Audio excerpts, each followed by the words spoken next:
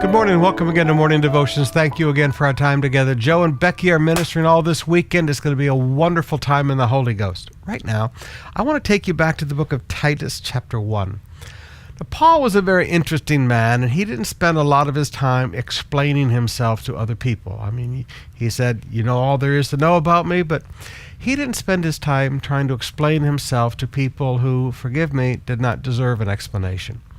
But he did explain himself to people he was in a relationship with.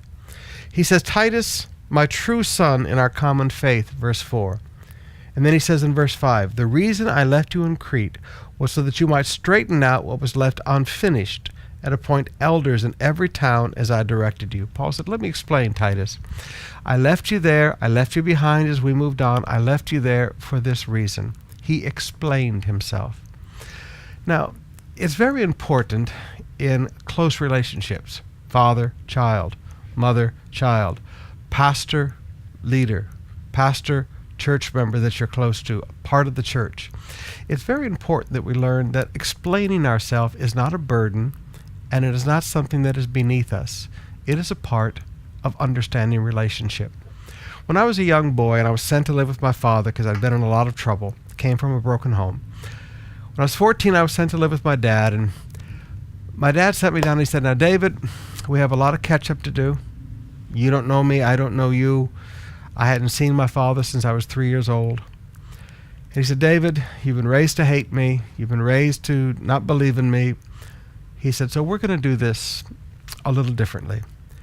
He said, I will always tell you why I'm asking you to do something. Now, he said, if I don't have time to tell you, I would ask you to trust me, and later on I'll explain.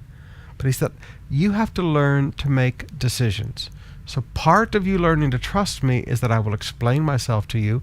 And part of you learning how to make decisions on your own is that I will explain things to you so that when I'm not there, you can make good decisions. Now, Paul, as a spiritual father, told his spiritual son, let me explain why I made the decisions I made. I want you to understand. Not only would Timothy understand Paul's heart, but he would understand himself how to make decisions better.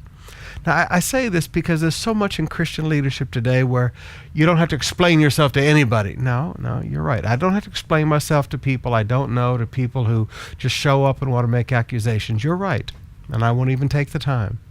You can't prove yourself to people who have already made up their mind.